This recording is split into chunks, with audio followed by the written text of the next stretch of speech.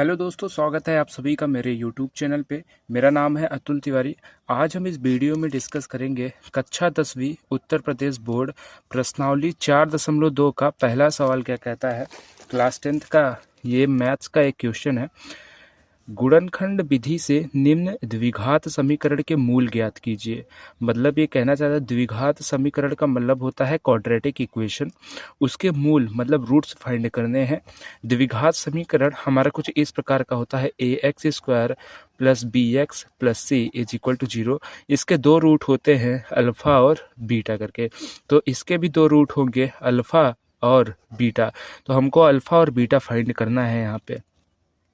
तो गुणनखंड विधि से करना है। तो बेसिकली करना क्या होता है, अगर मैं आपको यहाँ पे मेथड बता दूँ तो इसका जो टेक्निक है, आप a और c को गुणा करिए पहले। जैसे यहाँ पे a की वैल्यू 1 है, a की वैल्यू 1 है, b की वैल्यू -3 है। अगर हम इस इक्वेशन और इस इक्वेशन, इस समीकरण और इस दूसरे वाले समीकरण को हम क्या करते हैं, तुलना करते हैं, तो a की वैल्यू 1 आएगी, b की वैल्यू -3 आएगी और c की वैल्यू -10 आती है। तो a इंटू अगर मैं c करता हूँ तो a इंटू c निकल जाता है हमारा -10। तो अब काम ऐसा करना है कि 10 को आप फैक्टर करिए। इस 10 का जो फैक्टर आएगा 2 5 जा 10 एंड 5 1 जा 5, तो आ जाएगा 2 इंटू 5। कहने का मतलब यह है कि 10 को मैं लिख सकता हूँ 2 इंटू 5। अब इन दोनों में या तो आप कुछ जोड़िए, ऐड करिए, यानी 2 और 5 को जोड़ के 3 बने, या तो 2 और 5 को घटा के क्या 3 बनता है ऐसे। अगर हाँ बने तो इसको आप ऐसे ही फैक्टर कर दीजिए। जैसे 5 में से अगर मैं 2 घटाता हूँ तो हमारा 3 आ जाएगा, लेकिन हमको लाना कितना है, -3। तो 5 में से 2 ना घटा के 2 में से 5 को घटाएंगे। देखिए कैसे, x² plus 2x minus 5x minus 10 is equal to 0। अब यहाँ आप समझिए ये बात कि अब अगर मैं 2 गुणे -5 करता हूँ तो मेरा -10 भी आ जाएगा, और अगर मैं 2 -5 करता हूँ तो हमारा -3 भी आ जाएगा। यहाँ से आपको पता चल गया होगा कि कैसे इसको सॉल्व करना है। -3 भी आ गया और -10 भी आ गया। तो अब सवाल हमारा सॉल्व हो गया है। अब इसको सिंपल सा हम क्या करेंगे, कॉमन करके सॉल्व कर देंगे। यहाँ x कॉमन होगा, x प्लस 2, यहाँ -5 कॉमन होगा, x plus 2 is equal to 0। x plus 2 यहाँ से उठाइए, x प्लस 2 यहाँ से उठा लीजिए, x प्लस 2 कॉमन, और x माइनस 5 यहाँ बच जाता है जो कि 0 के बराबर होगा। अब क्या करिए कि यहाँ पे x प्लस 2 को एक बार 0 कर दीजिए, x माइनस 5 को एक बार 0 कर दीजिए। ये कहने देखिए हमारा क्या है कि x प्लस 2 प्रोडक्ट में है x माइनस 5 के साथ, और ये 0 है।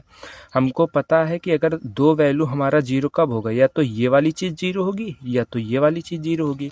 तो वैसे एक बार ये 0 कर लेते हैं, एक बार दूसरा वाला हम 0 कर लेते हैं x की वैल्यू। तो यहाँ से x की वैल्यू -2 आ जाएगी और यहाँ से x की वैल्यू 5 आ जाएगी। यही था आपका अल्फ़ा और यही है आपका बीटा। तो हम कह सकते हैं कि जो हमारा इस इक्वेशन का जो मूल है, यानी जो रूट है, वो है -2 और 5 मूल। अच्छा, यहाँ से आप चेक भी कर सकते हैं कैसे, -2 की वैल्यू x में रख दीजिए, तो अगर वैल्यू 0 आ जाए तो आंसर सही है, और 5 की वैल्यू x में रख दीजिए, अगर 0 आ जाए तो आंसर सही है। ये आप खुद रख के चेक करिएगा कि आंसर सही है कि गलत है। तो इसका आंसर आ जाता है -2 और 5। इसका क्वेश्चन ऐसे ही सॉल्व किया जाएगा। हम चलते हैं दूसरे सवाल पे। दूसरा सवाल क्या कहता है, तो दूसरा सवाल हमारा है क्या, 2x² plus x minus 6 is equal to 0। फिर से वही हम मेथड अप्लाई करेंगे, ax² plus bx plus c is equal to 0। तो यहाँ से a की वैल्यू आ गई 2, b की वैल्यू आ गई 1, c की वैल्यू आ गई -6। तो इसके भी दो रूट होंगे। ऐसा क्यों, क्योंकि ये एक द्वितीय समीकरण है, तो इसका आ गया अल्फ़ा और इसका आ गया सर बीटा। हमने जैसे पहले सवाल को किया था वैसे इसको भी प्रोसीड करेंगे। तो इन दोनों का मल्टीप्लाई करिए, 2 6 जा 12। अब इसका फैक्टर निकाल दीजिए। 12 का फैक्टर होता है 2, 2 जा 4, 3 जा 12। अब इसमें कुछ ऐड और सब्सट्रैक्ट करके हमको बेसिकली 1 लाना है। तो यहाँ से हम जैसे देख पा रहे हैं 2 2 जा 4 और यहाँ पे है 3। तो अगर मैं 4 में से 3 को घटा दूँ तो 1 आ जाएगा, और हमको 1 लाना भी था। तो और 4 में अगर मैं एक बार माइनस कर दूं, और अगर मैं 4 में और 3 का मल्टीप्लिकेशन करता हूं तो 12 आ जाएगा। और हालांकि हमको इसका मल्टीप्लाई करके भी 12 लाना था, तो वो भी हमारा यहाँ पे संभव दिख रहा है। तो इसका जो फैक्टराइजेशन होगा कुछ इस प्रकार से होगा, 2x² plus 4x minus 3x minus 6 is equal to 0। यहाँ से 2x कॉमन हो जाएगा, बच जाएगा x+2 और यहाँ से -3 कॉमन हो जाएगा, बच जाएगा x+2 = 0।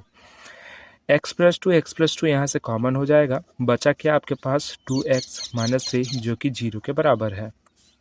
अब एक बार हम x+2 को 0 कर देंगे, एक बार 2x - 3 को 0 कर देंगे। यहाँ से वैल्यू आ जाएगी x = 3/2, यहाँ से आ जाएगी x की वैल्यू -2। यहाँ से 2x² + x - 6 के 2 रूट आ गए, 2 मूल आ गए, -2 और 3/2, जिसको हम 1.5 कह सकते हैं। तो इस क्वेश्चन का आंसर हमारा 1.5 और -2 होगा। अगर वीडियो अच्छी लगी हो तो सब्सक्राइब करके ज़रूर जाइएगा। धन्यवाद।